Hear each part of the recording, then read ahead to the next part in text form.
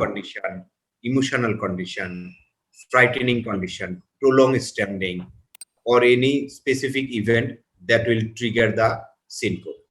So the triggering is more common in case of syncope. In case of epilepsy, it is less.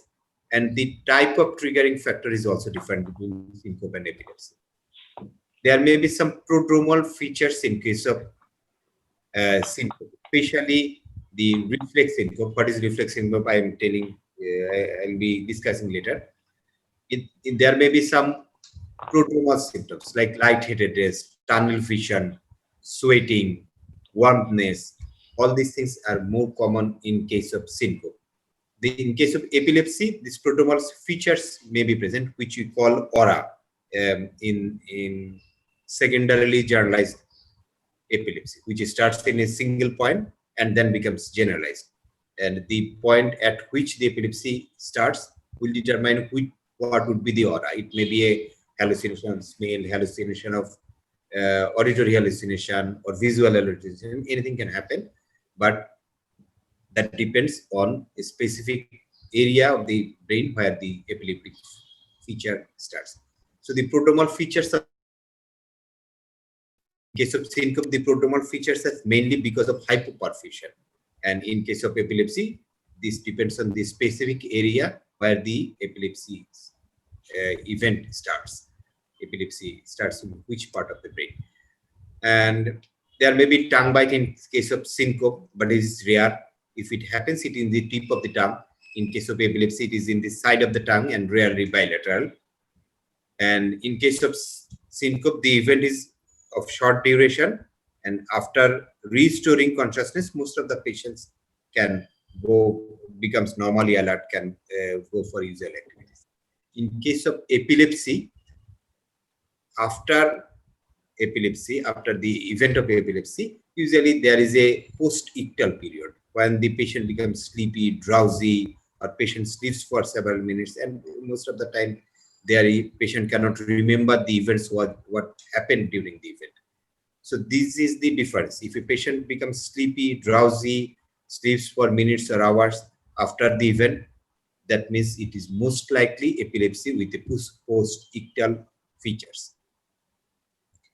Incontinence is also common in patients with epilepsy, not that much common in case of syncope, but it can happen in case of syncope. And other features like eye opening, the eye can remain open in both the cases. In case of epilepsy, it is lateral gazed, forced lateral gaze. In case of syncope, it is upward tilted, upward rotated eyeball will be there. And fatigue, sleep apnea. In case of syncope, usually the patient becomes pale because of hypoperfusion, global hypoperfusion, becomes pale during the event. In case of epilepsy, as there is muscle contraction, asphyxia, and patient becomes cyanotic to some extent. So these are the features by which we can differentiate the epilepsy from syncope. One is whether there is any triggering factor. What is the triggering factor? Second thing, the prodromal features are different in both the cases, and other features like whether the patient has got any post-ictal features or not. That is important. Confusion after attack, that is important, whether the patient can remember all the things or not. And the tongue bite, incontinence, color of the patient, all these things. Many of the cases, the patient cannot remember all the events. It is the person who witnessed the event can give you the better description of the patient, whether what the patient was doing, what happened during the attempt, and that can give you the diagnosis. Sometimes the patients or attendants are asked to record the event with a video camera or something like this. That will give you the diagnosis of syncope and epilepsy. There are many other events which you have to differentiate from syncope, like sleep disorders like cataplexy, cerebral vascular accident, intracerebral hemorrhage or subarachnoid hemorrhages, vertebral basilar TIA, carotid TIA, subclavian steal syndrome, and especially some metabolic disorders like hypoglycemia, hypoxemia, and intoxication, like any sleep sedating agent if the or alcohol that can lead to transient loss of consciousness and cardiac arrest, coma. All these things should be differentiated from syncope. But the common two features which we faced in the practical life, one is syncope with epilepsy, another one syncope with psychological features, psychological uh, unconsciousness. The syncope has got a bimodal distribution. Syncope happens in the young patients. Most of the time it is because of vasovagal syncope, and it can happen in the elderly patient, which is mostly cardiac syncope. So depending on the age of the patient, you can guess what may be the possible cause. In young patient, most likely it is vasovagal syncope. In case of elderly patient, mostly it is cardiac syncope. It can be vasovagal, but orthostatic hypotension, all these things are more common in elderly patient. The impact of syncope is also important because 40 to 50% general population will suffer an event of syncope at least once in a lifetime. This is important. Syncope is important for several reasons. It will cause a panic in the patient. It will be a feature of, it is a warning sign for a cardiac arrest or death, fatality. It can produce a panic among the attendants of the patient. It can be a fatal event for the surrounding people, like a driving a driver or a high risk group patient. If he suffers from syncope, this can be fatal for the patient as well as the patient's surrounding people, the people that are surrounding him or dependent on him. There may be some injury also. This is also important. Many of the patients comes with head injury, which occurs after syncope. The head injury can lead to unconsciousness. On the other hand, unconsciousness head injury. So that is important, which is happening first, whether head injury is first or unconsciousness first. That is also important. It differentiates syncope and traumatic loss of consciousness. Many of the patients had to change their employment, daily activities, and driving, all these things. So what is the basic pathology of syncope? One is global hypoperfusion. In this global hypoperfusion, global cerebral hypoperfusion, this can happen because of different reasons. One of them is cardiac reason. If for any reason the cardiac contractility is lost because of tachyarrhythmia or bradyarrhythmia, this can lead to hypoperfusion. There may be pump failure. There may be a pump failure like in features of cardiac tamponade. The patient may lead to pump failure. There may be some outflow tract obstruction like massive pulmonary embolism, or in patients with severe aortic stenosis during their exertion, in patients with hypertrophic obstructive cardiomyopathy. All these things can lead to syncope. So the bradyarrhythmia, tachyarrhythmia, pump failure, outflow tract obstruction. These are the three basic cardiac mechanisms which can lead to global hypoperfusion and global cerebral perfusion, leading to syncope. One of the important feature is reduced blood flow.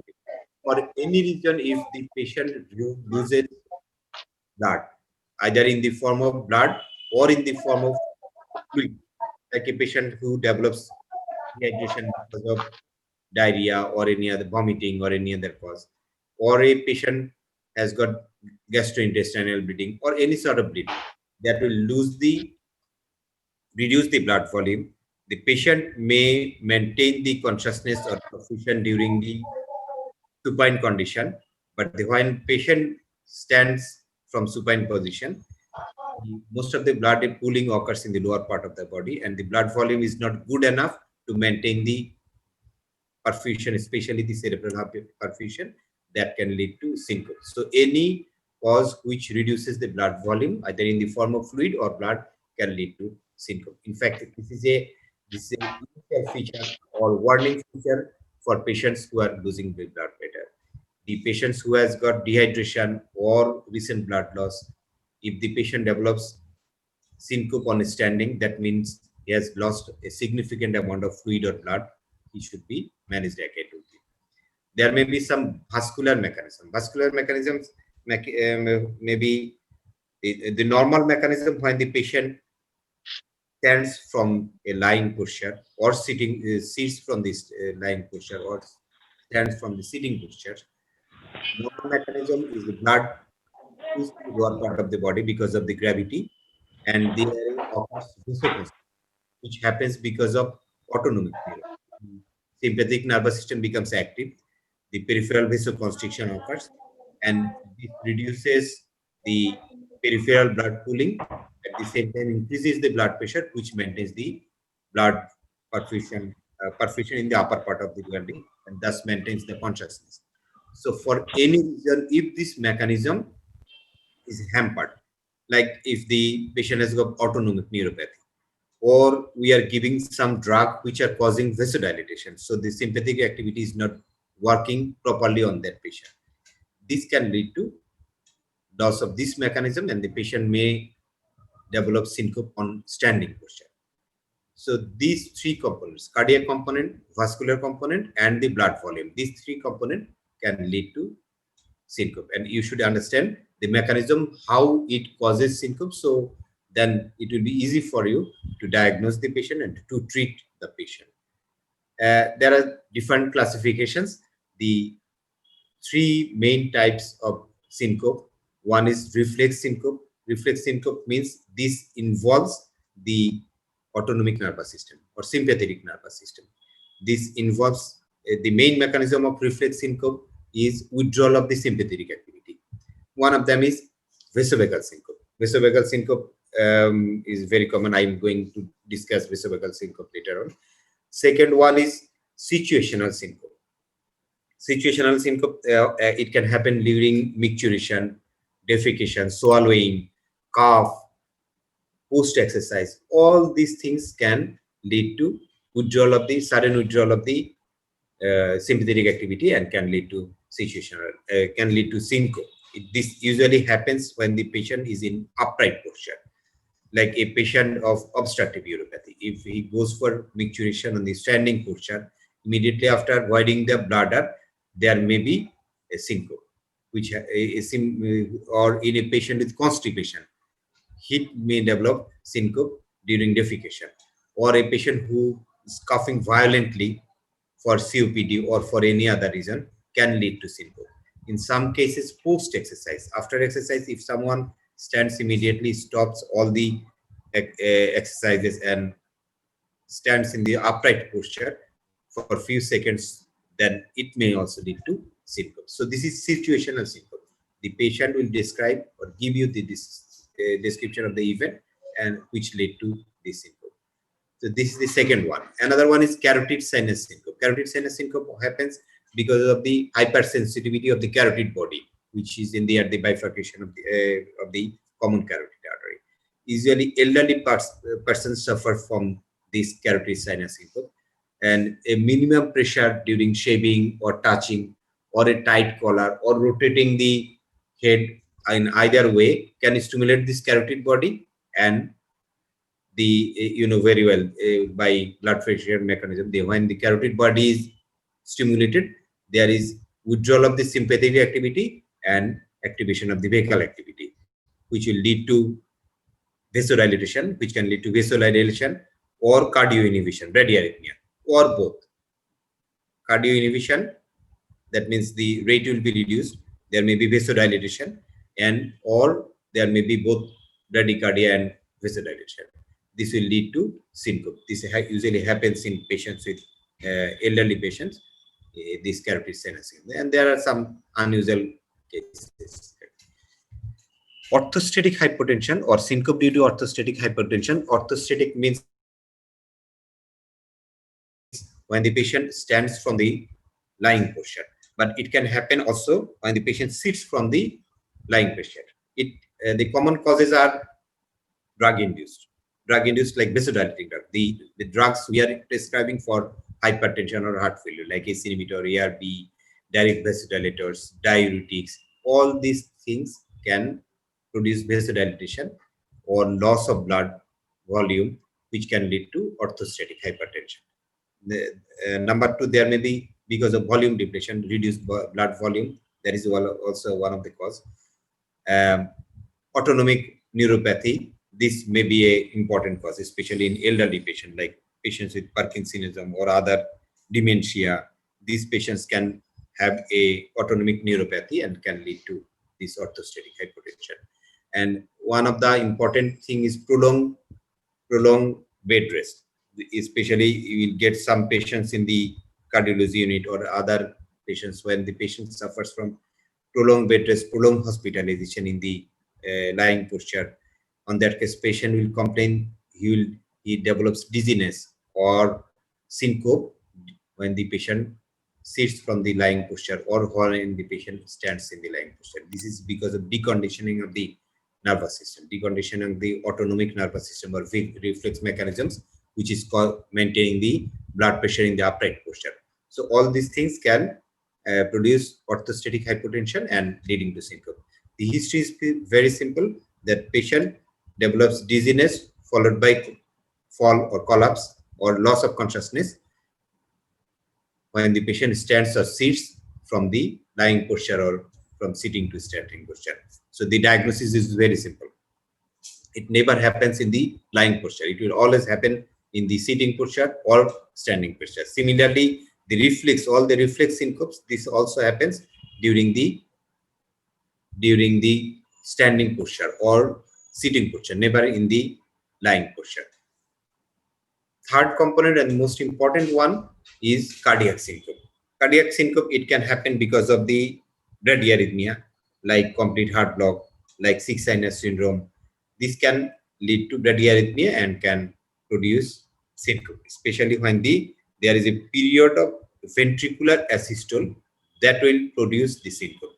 If there is 7 to 8 seconds of ventricular asystole because of any reason, either sick sinus syndrome or Avignone disease, that can produce syncope. In case of tachyarrhythmia, usually ventricular tachyarrhythmia causes syncope, ventricular tachycardia or ventricular fibrillation, and rarely the supraventricular tachycardia, like atrial fibrillation with fast ventricular rate or supraventricular, its tachycardia itself can produce syncope. But if we think a patient with tachycardia with syncope, we'll first think about the ventricular tachycardia or ventricular fibrillation.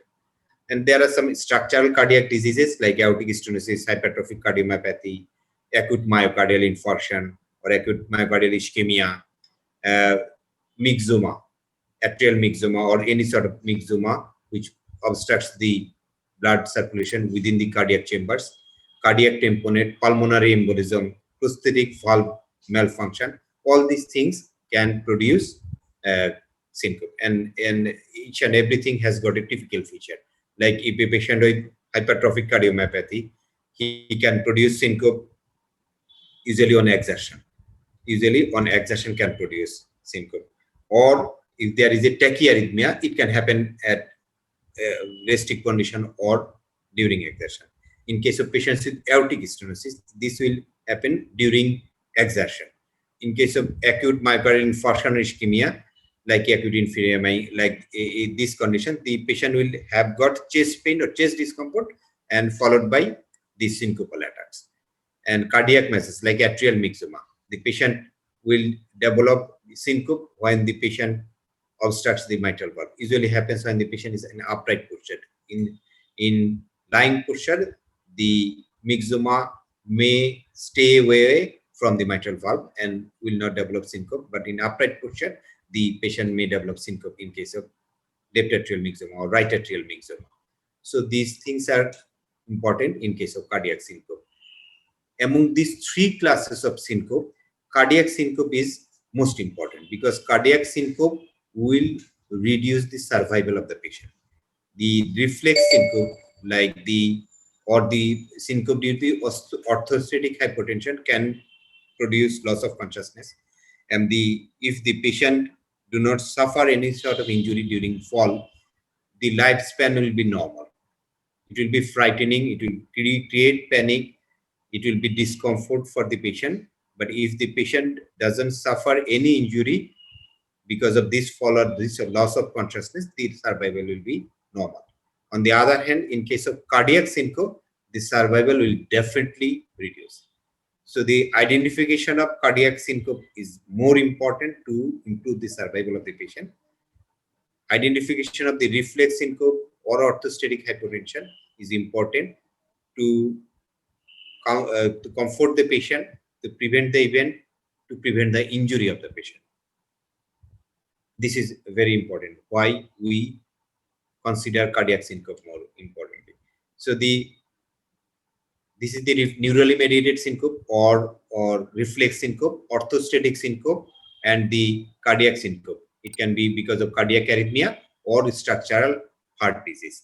Even after all the investigations, in 1/3 of the patients, you will not get any underlying cause, which is known as unexplained syncope.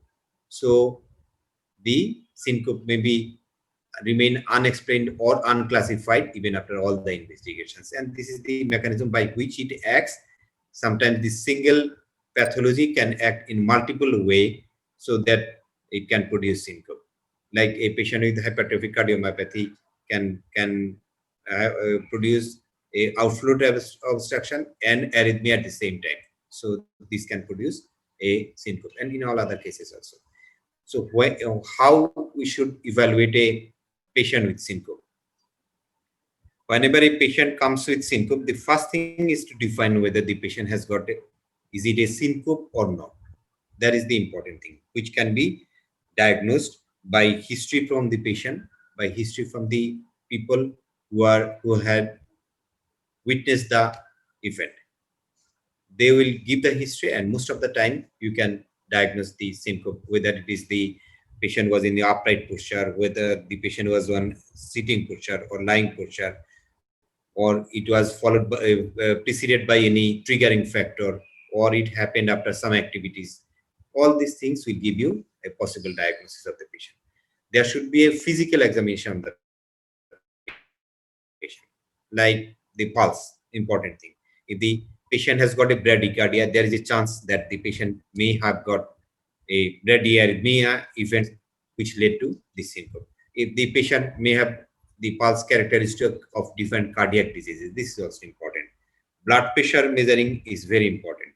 Blood pressure measuring is important for evaluation of the orthostatic hypertension. So any patient with syncope, the blood pressure should be measured in the lying posture and standing posture to evaluate whether the patient has got orthostatic hypotension or not.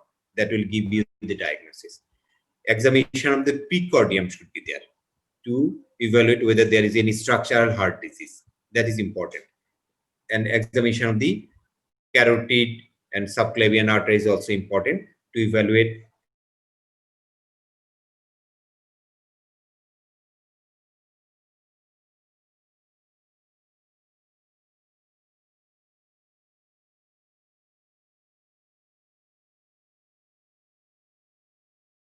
the patient has got a cardiac syncope or not. I'm telling you the features which are important in case of ECG. So when the patient comes to you with syncope, the three key components should be evaluated, whether it is a syncope or not. Is there any underlying cause which is identified as the cause of syncope? What is the syncope is of high risk? Any cardiac syncope is important. Cardiac syncope is of high risk. On the other hand, the reflex syncope or syncope due to orthostatic hypertension is of low risk. Should the patient hospitalize? If it is a case of reflex syncope or orthostatic hypertension, patient doesn't need any hospitalization. In case of cardiac syncope, if the patient has got an acute event or tachyarrhythmia, bradyarrhythmia like this, patient should be hospitalized. Or if the patient is in a stable condition with a cardiac syncope, the patient may be observed in the emergency department and patient can be sent to home with the subsequent management and follow-up. So whether the patient should be admitted in the hospital or not depends on the underlying cause. I can skip these parts. There are some clinical features which will tell you whether the patient has got the diagnosis of the patient. One of them is in case of orthostatic hypotension. In case of reflex syncope, as I have already mentioned, there will be some triggering factor. There will be a unpleasant sigh, painful condition, some events of hemorrhage or surgery or bad ugly looking wound, this can produce a reflex which produce vasovagal syncope, or some events like in a patient with obstructive uropathy, micturition, defecation, cough, prolonged cough, all these things can produce the reflex syncope. In case of orthostatic hypotension, the main event is the patient is in standing posture when he developed syncope. It can happen because of prolonged standing, or standing after exertion, or standing from the sitting posture, or in sometimes postprandial hypotension can also develop in patients with orthostatic hypotension. So the clinical feature is important. In case of cardiac syncope, if a patient develops syncope during exertion or in a supine condition, most likely it is cardiac. Most likely it is cardiac. There are other important things you should look for: whether the patient has got a history of previous syncope, whether it is a family history of syncope, sudden cardiac death, or if there is a structural heart disease, or if there is any feature, ECG feature, which can produce syncope. These are the features which will lead to the diagnosis of the cardiac syncope. High risk feature, I have already mentioned. The cardiac syncope is always high risk. Cardiac syncope is always high risk. The reflex and orthostatic syncopes are usually of low risk patients. If you go for an ECG of a patient with syncope, there are several features which will indicate that the patient has got a high risk feature of developing high risk feature. High risk feature means means this can happen again and the patient's life may be endangered. These are, if in ECG, if there is a acute feature of acute ischemia, like acute Bertrand ST depression or elevation, all these things. If there is significant secondary AV block, slow atrial fibrillation, there is rate is less than 40, persistent bradyarrhythmia less than 40, or if there is a feature event of asystole in the ECG. In case of bundle branch block, mostly if it is a bifascicular or trifascicular block, if the patient was on a pacemaker on ICG, if the ECG feature shows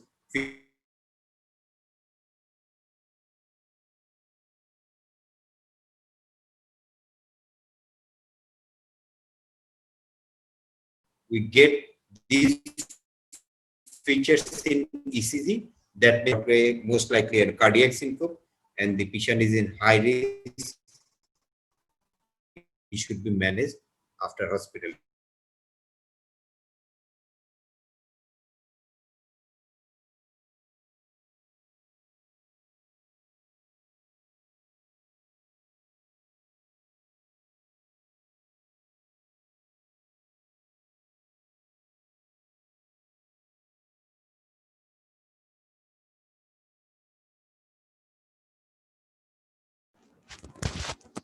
Mustafa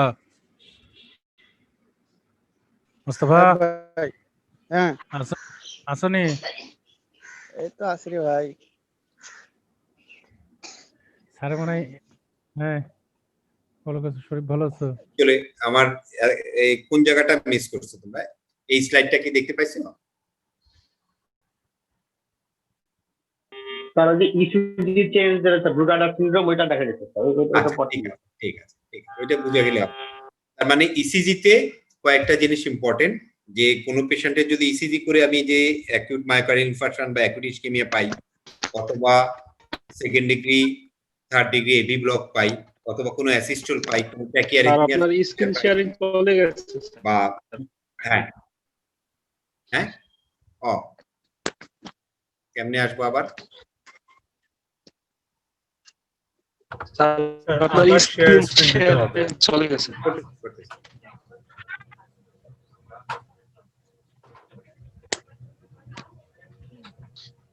এখন দেখা যাচ্ছে? জি sir, দেখা যাচ্ছে। আচ্ছা, তাহলে এই ECG ফিচারগুলো একটা important, যে ইসিজি তে কোনো ফিচার যদি থাকে হাই রিস্কের, তাহলে সেটা আমাদেরকে ইভ্যালুয়েট করতে হবে। সেটা দেখে যে পেশেন্টের আমরা হসপিটালাইজ করবো কি করবো না একটা ইম্পর্টেন্ট জিনিস। এটা একটা ফ্লো চার্টের মতো, যেটা এতক্ষণ আমি বললাম যে পেশেন্টের যদি কোনো হাই রিস্ক ফিচার থাকে তাহলে হসপিটাল অ্যাডমিশন করতে হবে। আর এটা যদি আমি চিন্তা করি যে একটা রিফ্লেক্স সিচুয়েশনাল আর অর্থোস্ট্যাটিক সিনকোপ, তাহলে এটা আউটডোর থেকে ছেড়ে দিতে হবে। আর যদি কার্ডিয়াক সিনকোপের স্টেবল কন্ডিশন থাকে তাহলে সেটা অনেক সময় যে পেশেন্টকে ইমার্জেন্সিতে ইভ্যালুয়েট করে ছুটি দেওয়া যেতে পারে। একটা সিনকোপের পেশেন্ট আসলে কি কি ডায়াগনোসিস করা যায়, কি কি ডায়াগনস্টিক টেস্ট করা যেতে পারে? একটা যেটা বললাম ইসিজি, এটা ম্যান্ডেটরি যে সব পেশেন্টের ইসিজি করতে হবে। 2 নম্বর হচ্ছে ইকোকার্ডিওগ্রাফি। ইকোকার্ডিওগ্রাফি সাধারণত আমরা যদি পেশেন্টের ক্লিনিক্যাল সাজেস্ট করে, যদি পেশেন্টের ইসিজি থাকে সাজেস্ট করে, অথবা ফিজিক্যাল এক্সামিনেশন যদি আমাদেরকে সাজেস্ট করে, তাহলে এই পেশেন্টদেরকে একটা ইকোকার্ডিওগ্রাফি করতে হবে। কেউ কারো মত হচ্ছে each and every patient with syncope should go for an echocardiography. কারণ হচ্ছে সিনকোপ যদি আদারওয়াইজ এক্সপ্লেইন না হয়, তার মানে যদি আমি অর্থোস্ট্যাটিক সিনকোপ অথবা রিফ্লেক্স সিনকোপ যদি ডেফিনেটলি না বলতে পারি, সেই ক্ষেত্রে echocardiography is a mandatory thing. ইকোকার্ডিওগ্রাফিতে যদি কোনো স্ট্রাকচারাল হার্ট ডিজিজ থাকে, সাথে যদি সিনকোপ থাকে, তার মানে most likely this patient has got a cardiac syncope or there is a possibility that this patient is of high risk. এছাড়া আন্ডারলাইং কজ যেমন যেগুলো আমি এতক্ষণ বললাম যে হাইপারট্রফিক কার্ডিওমায়োপ্যাথি অথবা অ্যাওর্টিক স্টেনোসিস, পালমোনারি এম্বোলিজম, এগুলো ডায়াগনোসিস করার জন্য ইকোকার্ডিওগ্রাফি লাগে। কয়েকটা স্পেশাল টেস্ট আছে, এর মধ্যে একটা হচ্ছে carotid sinus message. Carotid sinus message এটা সাধারণত কমনলি করা হয় না, এটা স্পেশাল সেটআপে করা হয়। যে এটা করতে হবে পেশেন্টকে আপরাইট পোস্চারে, অর্থাৎ সিটিং অথবা স্ট্যান্ডিং পোস্চারে করতে হবে। এটা কি করা হয়? সাধারণত করার সময় পেশেন্টের ব্লাড প্রেশার মনিটর করা হয়, পেশেন্টের ইসিজি মনিটর করা হয়। এই দুইটা জিনিস মনিটর করা হয়, ইসিজি এবং ব্লাড প্রেশার মনিটর করা হয়। ক্যারোটিড আর্টারি যেটা আছে, ক্যারোটিডের আর্টারি অসকালটেট করে দেখতে হয় কোনো ব্রুই আছে কিনা। যদি ব্রুই থাকে তাহলে ক্যারোটিড মেসেজ যদি দিতে যাই, সেই ক্ষেত্রে হচ্ছে টিআইএ হতে পারে। এটার জন্য হচ্ছে আমি এই আগে অসকালেট করে দিতে হবে যে দুই পাশে ব্রুইয়া আছে কিনা। যদি না থাকে তাহলে হচ্ছে gentle pressure over the carotid body. Carotid body that means at the bifurcation of the common carotid artery, ওই জায়গাটাতে জেন্টাল প্রেসার দিতে হয়। আমরা অনেক সময় দেখবা যে এসবিটির সময় খুব জোরে প্রেস করি, জোরে প্রেস করার দরকার নেই। এটা হচ্ছে এই ক্যারোটিড পালসেশন অবলিটারেট করার জন্য যেটুকু প্রেসার দেওয়া দরকার, ওইটুকু প্রেসার দিয়ে যদি আমি মেসেজ দেই 10 to 15 seconds, that is good enough. এটা হচ্ছে ক্যারোটিড সাইনাস মেসেজ দেওয়ার নিয়ম। ক্যারোটিড সাইনাস মেসেজ দিয়ে যে জিনিসটা অবজার্ভ করা হয় যে কোনো পেশেন্টের কোনো কার্ডিয়াক অ্যাসিস্টল হলো কিনা at a period of 3 seconds or more, অথবা যদি ব্লাড প্রেশার ফল করে systolic blood pressure by 50 millimeter of mercury or more, তার মানে এই পেশেন্টের একটা ক্যারোটিড হাইপার সেন্সিটিভিটি আছে। carotid hypersensitivity আছে। When this carotid hypersensitivity is present with syncope, that is known as carotid sinus syncope. তার মানে এই carotid sinus hypersensitivity থাকা মানেই ওর carotid syncope আছে সেটা না। carotid sinus hyper মেসেজ করলে যদি কার্ডিয়াক অ্যাসিস্টল হয় অথবা ব্লাড প্রেশার ড্রপ করে, সিস্টোলিক ব্লাড প্রেশার 50 মিলিমিটার বা তার বেশি, অথবা যদি দুইটাই হয় এবং এর সাথে যদি সিনকোপ থাকে, তখন এটাকে আমরা ক্যারোটিড সাইনাস সিনকোপ বলতে পারি। এই একটা। আরেকটা হচ্ছে হেড আপ টিল টেস্ট, এটা আমি একটু পরে একটা ছবি দিয়ে দেখাচ্ছি, সেটা একটা হতে পারে। আরেকটা হচ্ছে ইলেকট্রোফিজিওলজিক্যাল স্টাডি। ইলেকট্রোফিজিওলজিক্যাল স্টাডি সাধারণত কমনলি আমরা সিনকোপের ক্ষেত্রে করি না, আমাদের অধিকাংশ ডায়াগনোসিস ওইটা থেকে হয়, কিন্তু কিছু কিছু ক্ষেত্রে এই electrophysiological study may be needed, specially in patients old MI, if there is a scar and there is an unexplained syncope, which I am suspecting that it may be a cardiac syncope which has originated from this scar because of tachyarrhythmia, সেই ক্ষেত্রে ইলেকট্রোফিজিওলজিক্যাল study একটা important. আর কিছু কিছু ক্ষেত্রে হতে পারে, যেমন পেশেন্টের আমার কাছে মনে হচ্ছে 6 সাইনাস সিনড্রোম হতে পারে, সেই ক্ষেত্রে সাইনাস নোড ফাংশন কেমন আছে সেটা দেখার জন্য ইলেকট্রোফিজিওলজিক্যাল স্টাডি করা যেতে পারে। অথবা বাইফ্যাসিকুলার ব্লক আছে একটা পেশেন্টের, সিনকোপের হিস্ট্রি আছে, যদিও এখন বলে যে unexplained syncope with bifascicular block patient may go for pacemaker. কিন্তু যদি আমি এটা সার্টেইন হতে চাই যে ওর রেভি ফাংশন ঠিক আছে কিনা, সেই ক্ষেত্রে ইলেকট্রোফিজিওলজিক্যাল স্টাডিতে এইচবি ইন্টারভেলটা দেখা যেতে, এইচবি ইন্টারভেল দেখে আমরা ঠিক করতে পারবো যে এই পেশেন্টের সিনকোপ আছে কিনা। এছাড়া কিছু লং টার্ম ইসিজি মনিটরিং থাকে, অ্যাম্বুলেটরি ইসিজি মনিটরিং বলি, হল্টার মনিটরিং বলি। এই হল্টার মনিটরিং গুলো করে দেখা যাবে যে এই পেশেন্টের এই হয় কিনা। হল্টার মনিটরিং তোমাদের পড়াইছিলাম আমি? হল্টার মনিটরিং এর ক্লাস করেছিলাম আমরা? জি না স্যার। স্যার, অনেক অনেক আগে। আগে। স্যার আমরা পাইনি হল্টার মনিটরিং ক্লাস। আচ্ছা, আমরা পড়ানো পাইনি স্যার। বলে রাখতে হবে সার্ভার যদি পড়াইতে পারে পড়াইবে, অথবা স্যার পড়াইবে, অথবা আমি পড়াইতে পারে আপনার কাছে রেডি করা আছে। তাইলে এই টেস্ট গুলো হচ্ছে আমাদের জন্য ইম্পর্টেন্ট। ইসিজি আর ইকোকার্ডিওগ্রাফি কমনলি আমরা করতে পারি। এর বাইরে যদি ক্যারোটিড সাইনাস সিনকোপ অথবা ভেসোভেগাল সিনকোপ চিন্তা করি, সেক্ষেত্রে এই ক্যারোটিড সাইনাস মেসেজ অথবা হেড আলপিটিল টেস্ট করা যেতে পারে।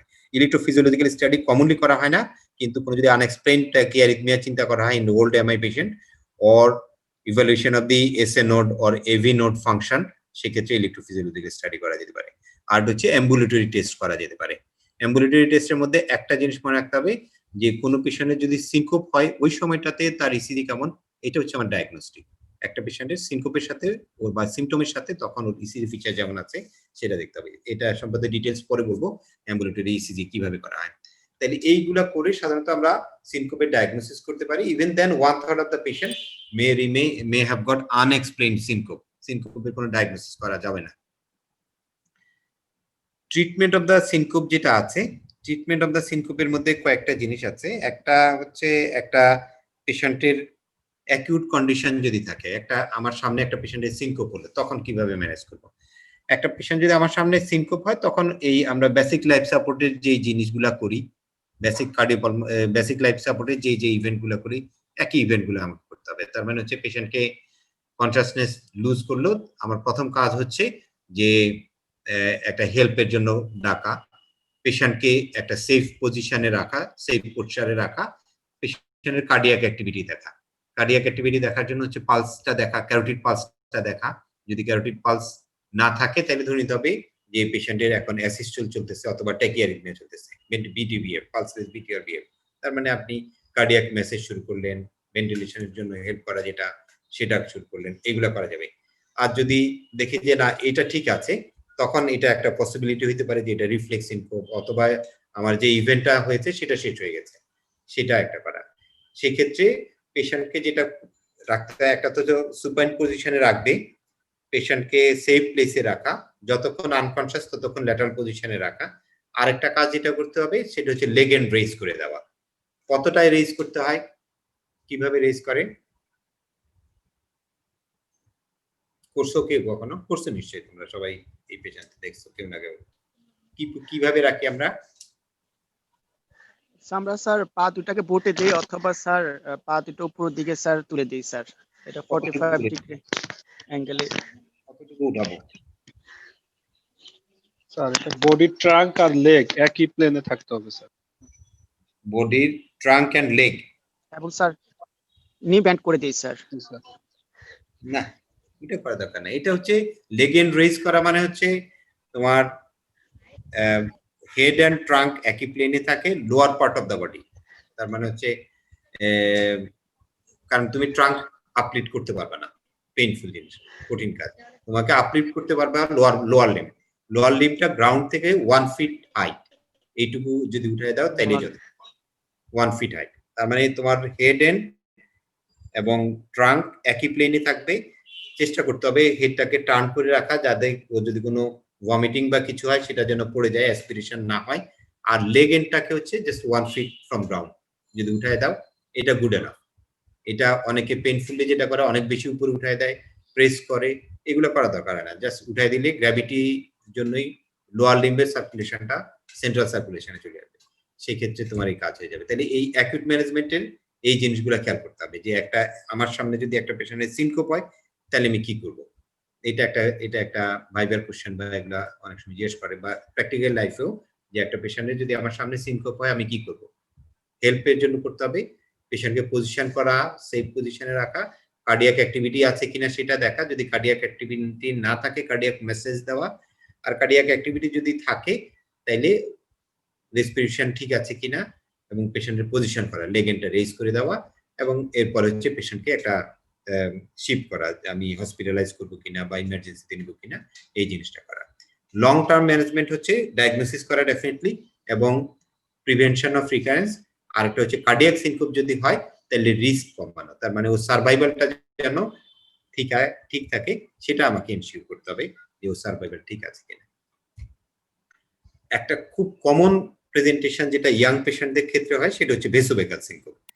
ভেসোভেগাল সিনকোপ যেটা আমি বললাম যে কতগুলো কমন কম্পোনেন্ট আছে, এটা আপরাইট পোস্চারে হবে, সাধারণত কোনো একটা ট্রিগারিং ফ্যাক্টর থাকে। অনেক সময় দেখবা যে অপারেশনের ওটিতে, তোমাদের মধ্যে হয়েছে কিনা জানি না, আমাদের মধ্যে অনেকেই ছিল, ওটিতে দেখতে দেখতে ধাপ করে পড়ে গেল, ওয়ার্ডে অনেকক্ষণ ধরে একটা খারাপ পেশেন্ট, সার্জারি পেশেন্ট, এগুলো দেখে পড়ে গেল, এরকম হয়। বা পেইনফুল কন্ডিশনে গেলে এইরকম মাথা ঘুরে পড়ে গেল, এটা একটা হতে পারে। আপরাইট পোস্টারে থাকে, কিছু প্রোড্রোমাল ফিচার থাকে, এবং এটা দুইটা ইভেন্ট হতে পারে, একটা ব্র্যাডিকার্ডিয়া হয়ে যেতে পারে অথবা ভেসোডাইলেটেশন হতে পারে, অথবা দুইটাই হতে পারে, ভেসোডাইলেটেশন আর ব্র্যাডিকার্ডিয়া দুইটাই হতে পারে। এটার একটা কমন মেকানিজম যেটা বলে যে ট্রিগারিং ফ্যাক্টর যখনই হবে তখন ফার্স্ট ইভেন্ট হচ্ছে একটা সিম্প্যাথেটিক অ্যাক্টিভিটি, ফ্রাইটেনিং অ্যাক্টিভিটি, পেশেন্টের সিম্প্যাথেটিক অ্যাক্টিভিটি বাড়বে, সেটা হচ্ছে এলভি কন্ট্রাক্টিলিটি বাড়াবে, সেক্ষেত্রে এলভি যে মেকানো রিসেপ্টর থাকে সেগুলো স্টিমুলেশন হবে, তখন রিফ্লেক্সলি যেটা হবে সিম্প্যাথেটিক উইথড্রল হবে, যেই সিম্প্যাথেটিক উইথড্রল হবে sudden there will be vasodilatation or cardio inhibition. এটাই হচ্ছে গ্লোবাল হাইপোপারফিউশন করবে, global and that will lead to syncope. So the initial event is sympathetic activity, it will be reflex, there will be reflex in the LV mechanoreceptor that will lead to withdrawal of this sympathetic activity, and there may happen a vasodilatation or cardio inhibition or both, that will lead to syncope. এটা হচ্ছে যে কোনো একটা পেশেন্টের যদি ভেসোভেগাল সিনকোপের সময় recording করা যায় সেই ক্ষেত্রে দুইটা ইভেন্ট পাওয়া যাবে, একটা হতে পারে এই কার্ডিও ইনহিবিশন। হ্যাঁ বলেন। এটা কি ভেসোলজারিস রিফ্লেক্স? হ্যাঁ এক্স্যাক্টলি। এই পেশেন্টের দুইটা জিনিস হতে পারে, একটা হচ্ছে কার্ডিও ইনহিবিশন, তার মানে এই হার্ট রেট কমে যেতে পারে, যদি 3 সেকেন্ডস বা বেশি যদি থাকে তাহলে ডায়াগনস্টিক, সাধারণত 7 to 8 সেকেন্ড যদি এরকম থাকে তাহলে পেশেন্ট সাধারণত সিনকোপ ডেভেলপ করে। আর একটা হচ্ছে যে ওর ব্লাড প্রেশার কমে যেতে পারে, দুইটাই হতে পারে। এই দুইটা ইভেন্টের মাধ্যমে এই ভেসোভেগাল সিনকোপ হতে পারে। ভেসোভেগালের ডায়াগনোসিসের জন্য যেটা বললাম যে ক্লিনিক্যাল হিস্ট্রিটা একটা ইম্পর্টেন্ট এটা জিনিস। আরেকটা যেটা করা যেতে পারে সেটা হচ্ছে টিল্ট টেবিল টেস্ট করি আমরা। আপনি যেটা বললেন স্যার, এটা কি ভেসোলজারিস রিফ্লেক্স? হ্যাঁ সেটাই। আরেকটা হচ্ছে এই টিল্ট টেস্ট করা যেতে পারে। টিল্ট টেস্টের ক্ষেত্রে কি রকম? টিল্ট টেস্টের মধ্যে এইরকম একটা টেবিল, যেটা এক্স-রেতে ওরা অনেক সময় ব্যবহার করে, রেডিওলজিতে, এই একটা টেবিলের মধ্যে পেশেন্টকে 70 ডিগ্রি আপরাইটে রাখা হবে। কয়েকটা প্রিরিকুইজিট আছে, একটা হচ্ছে যে পেশেন্টকে ফাস্টিং থাকতে হবে ফর 2 আওয়ার্স, তারপরে পেশেন্টের হিস্ট্রি, ফিজিক্যাল এক্সামিনেশন এগুলো দেখতে হবে, পেশেন্টের একটা কন্টিনিউয়াস ইসিজি মনিটরিং এর ব্যবস্থা করতে হবে, কন্টিনিউয়াস ব্লাড প্রেশার মনিটরিং এর ব্যবস্থা করতে হবে। এই করে পেশেন্টকে এরকম যদি আমি রেখে দেই 70 ডিগ্রিতে for 20 to 30 minutes, that can lead to a status of vasovagal syncope. সেটা আমার ইসিজিতে or there is a hypotension, যদি হাইপোটেনশন হয় অথবা কার্ডিও ইনহিবিশন হয় সেই ক্ষেত্রে, এবং সেই ক্ষেত্রে যে ফিচার গুলো হবে পেশেন্টের, সেটাতে যে পেশেন্টের ক্লিনিক্যাল ইভেন্টটা হয়েছে সেটার সাথে যদি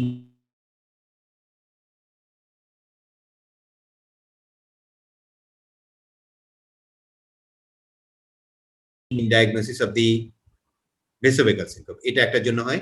আরেকটা হচ্ছে এটা থেরাপিউটিক একটা ইম্পর্টেন্স আছে। যদি আমি দেখি যে হেড আপ টিল্ট টেস্ট করলে কোনো পেশেন্টের কার্ডিও ইনহিবিশন হয়, লিড টু তার জন্য ওর যদি প্রিভেন্টিভ মেজার্স কাজ না করে তাহলে পেসমেকার দিয়ে দিতে হবে, তাহলে ওই সময়টাতে কার্ডিও ইনহিবিশন হলে ওর হার্ট রেট থাকবে। আর আমি যদি দেখি যে এটা হাইপোটেনশনের জন্য হচ্ছে তাহলে পেশেন্টকে ভলিউম লোডটা বাড়িয়ে দিতে হবে, সেক্ষেত্রে পেশেন্ট সল্ট ওয়াটার ইনটেক বাড়াবে। যদি তাতে কাজ না হয় তাহলে অ্যালডোস্টেরন অ্যানালগ যেগুলো আছে সেগুলো খেতে হবে, অ্যালডোস্টেরন অ্যানালগ খেয়ে ব্লাড ভলিউম বাড়িয়ে রাখতে হবে, সেটা করবে। তার মানে এই ভেসোভেগাল সিনকোপের পেশেন্টদের ডায়াগনোসিসের জন্য head up tilt is important. এই পেশেন্টের থেরাপিউটিক স্ট্র্যাটেজি কি হবে সেটা ঠিক করার জন্য করতে পারে। কখনো কখনো the patient may not develop the features only on upright portion. That on that case, it may be potentiated by giving isoprenaline injection or nitroglycerin injection or sublingual nitrate, or by giving isoprenaline IV. We can produce these events like cardio inhibition or hypotension. That is also diagnostic. সেটা দেখে পাবে। এটা অনেক সময় পেশেন্টকে training পারপাসও দেওয়া যাবে যে এই সময়টাতে হলো যে প্রোড্রোমাল ফিচারটা হয় সেটা তাকে বোঝানো যে এই ফিচার যখনই হবে তখন আপনি বুঝতে পারবেন যে it will be followed by a syncope. তার মানে যখনই এই সিমটম গুলো হবে, প্রোড্রোমাল সিমটম গুলো হবে, তখনই হচ্ছে আপনি একটা কিছু প্রিকশন নেবেন। প্রিকশন কি নেবেন সেটা বলতেছি। প্রিকশন নেওয়ার জন্য যেটা বলে প্রোড্রোমাল ফিচার যখনই হবে তখন কিছু প্রিকশন নেওয়া যায়। এক নম্বর হচ্ছে পেশেন্টকে প্রেফারেবলি হচ্ছে লাইন কন্ডিশনে যাওয়া, শুয়ে যাওয়া। যদি শুয়ে যায় সেক্ষেত্রে যদি হাইপোটেনশন যদি মেইন প্যাথোলজিক্যাল ইভেন্ট হয় সেটা আর কাজ করবে না, তার মানে ওর সিনকোপ হবে না। এই একটা জিনিস। যদি কার্ডিও ইনহিবিশন হয় সেক্ষেত্রে এটা ঠেকাতে পারবে না, কিন্তু এইটা একটা উপায়। যদি লাইন কন্ডিশনে যাওয়ার উপায় না থাকে তাহলে যেটা করতে হবে সিটিং পোস্চারে যেতে হবে, স্কোয়াটিং পোস্চারে যেতে হবে, হ্যান্ড গ্রিপ করতে হবে। স্কোয়াটিং পোস্চার এবং হ্যান্ড গ্রিপে যদি যাও তাহলে হচ্ছে একটা হচ্ছে গ্র্যাভিটি কমে যাবে, আর একটা হচ্ছে পেরিফেরাল ভেসোকনস্ট্রিকশন, পেরিফেরাল রেজিস্ট্যান্স বাড়বে, সেক্ষেত্রে ভেনাস পুলিংটা কম হবে, সেন্ট্রাল ভলিউম বেশি হয়ে যাবে। তাহলে এই দুইটা পোস্চার পেশেন্টকে বলতে হবে যে যখনই এরকম প্রোড্রোমাল ফিচার হবে either you lie down in the ground or go for a sitting posture with a cleansed hand. অনেকে যেটা বলে যে এই পাটা এরকম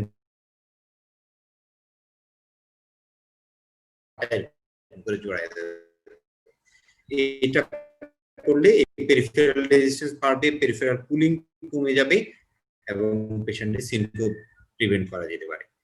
এই দুইটা জিনিস, এই দুইটা হচ্ছে কিছু প্রিভেন্টিভ মেজার্স করা। প্রিভেন্টিভ মেজার্স করা হচ্ছে যেই ট্রিগারিং ফ্যাক্টর পেশেন্টের এই সিনকোপ তৈরি করে সেই ট্রিগারিং ফ্যাক্টর গুলাকে প্রেফারেবলি অ্যাভয়েড করা, এটা একটা ইম্পর্টেন্ট জিনিস। আর পেশেন্টকে প্রলং স্ট্যান্ডিংটাকে অ্যাভয়েড করতে বলা হয়।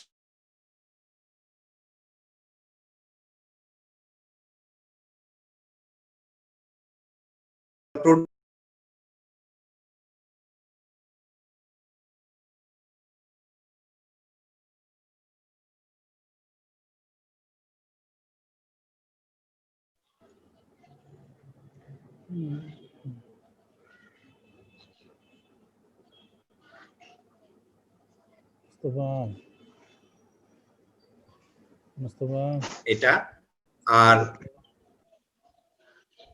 শুনতে পাচ্ছ আমার কথা? স্যার হ্যালো স্ক্রিন শেয়ার হচ্ছে না। জি স্যার শুনতে পাচ্ছেন? হ্যালো ডিভিশন নাই স্যার।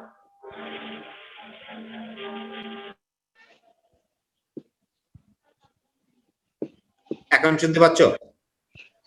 শুনতে পাচ্ছি স্যার, কিন্তু স্ক্রিন শেয়ার হ্যালো নাই স্যার। আমার কথা শুনতে পাচ্ছ এখন? হ্যাঁ শোনা শুনতে পাচ্ছি যাচ্ছে স্যার, কিন্তু ছবি আসতেছে না স্যার। স্লাইড আসতেছে না স্যার। স্লাইড দেখা যায়? না স্যার। না স্যার।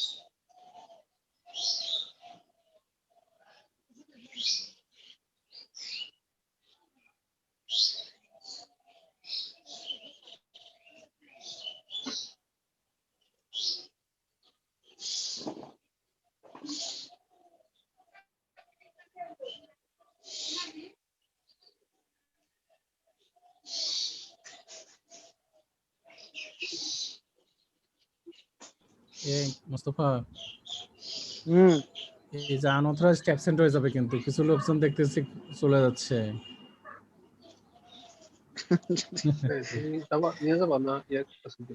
এটা কিন্তু শেষে, ক্লাসের শেষে কিন্তু পার্সেন্টেজ জমা দেওয়া হয়।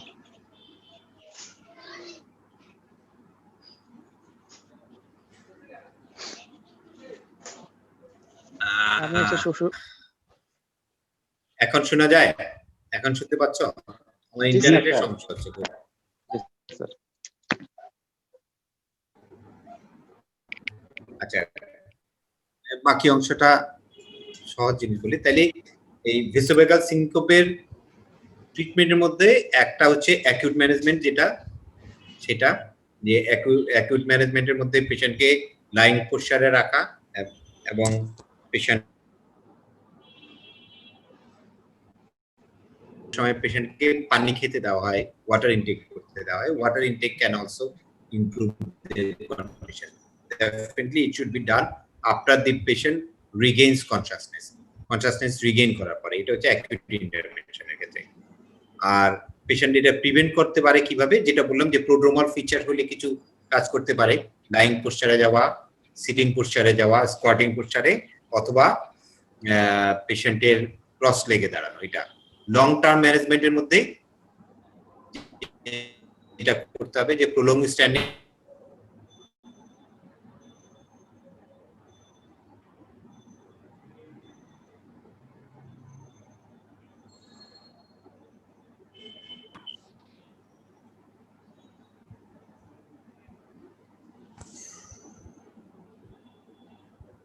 স্যার আবার চলে গেছে স্যার।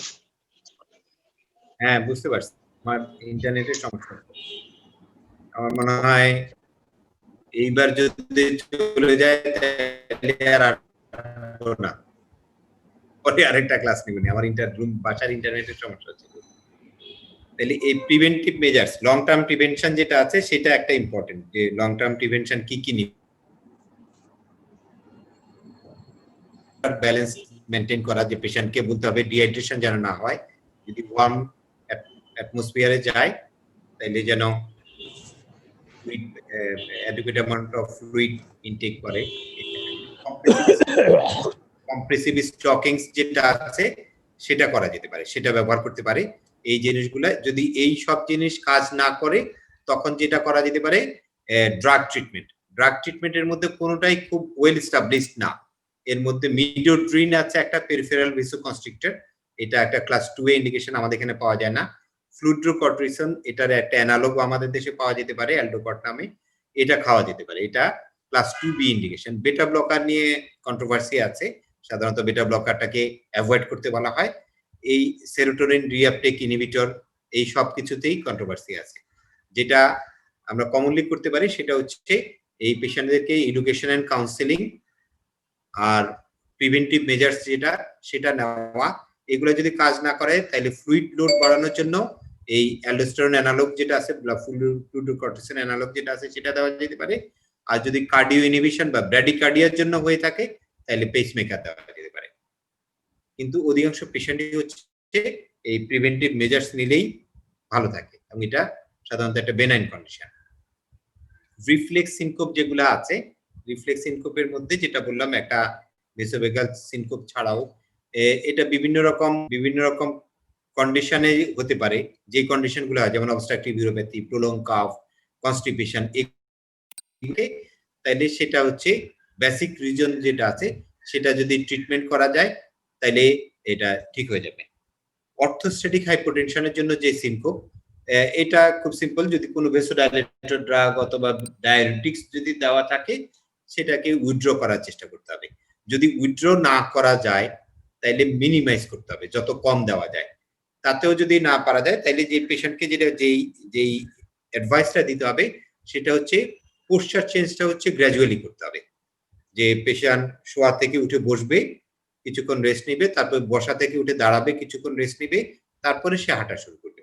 তাহলে এই জিনিসটা যদি পেশেন্টকে বোঝানো যায় যে অর্থোস্ট্যাটিক চেঞ্জ অর্থাৎ পোস্চার চেঞ্জটা হচ্ছে গ্র্যাজুয়ালি করতে হবে, সেই ক্ষেত্রে এই পেশেন্টের এটা অ্যাভয়েড করা যায়। এটা 1 নম্বর জিনিস। 2 নম্বর হচ্ছে কম্প্রেশন স্টকিংস ইউজ করা যেতে পারে।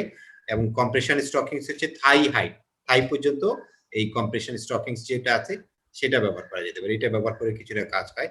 আরেকটা হচ্ছে কিছু ড্রাগ দেওয়া যেতে পারে, যেটা বললাম যে মিডোড্রিন, ভেসোকনস্ট্রিক্টর অথবা ফ্লুইডোকর্টিসন যেটা আছে সেটা ইউজ করা যেতে পারে। এটা হচ্ছে স্পেশালি যে পেশেন্টদের অটোনমিক নিউরোপ্যাথি থাকে তাদের জন্য হচ্ছে এটা খুব কাজ করে। আর যাদের ক্ষেত্রে ব্লাড ভলিউম লসের জন্য হচ্ছে তাদের ব্লাড ভলিউম ঠিক করতে হবে। ভেসোডাইলেটর ড্রাগ যদি থাকে ভেসোডাইলেটর ড্রাগ উজ্জ্ব করার চেষ্টা করতে হবে। আরেকটা যেটা বলে হেড আপ টিল্ট ট্রেনিং, তার মানে পেশেন্ট যখন স্লিপিং কন্ডিশনে যায় তখন এই হেড আপটা করে রাখতে হয়।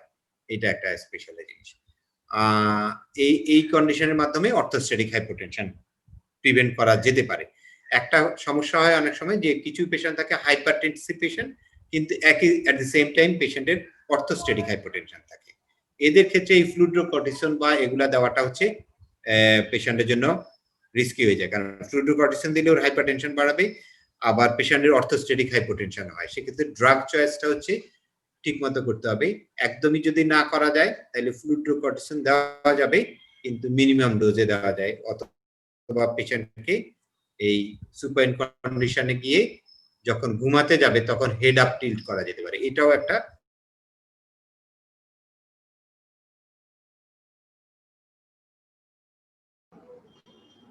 মোস্তফা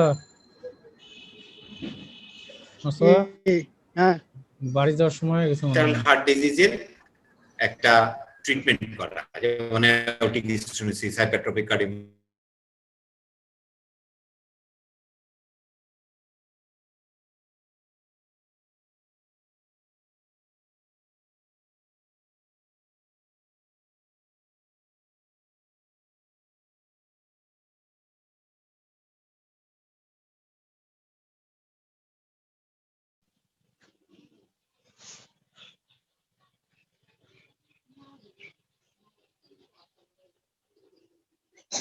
স্যার আবার আসবে, মানে আসবে না মনে হয় আর। বাড়ি যাওয়ার সময় হয়ে গেছে। আর মনে হয় আসবে না।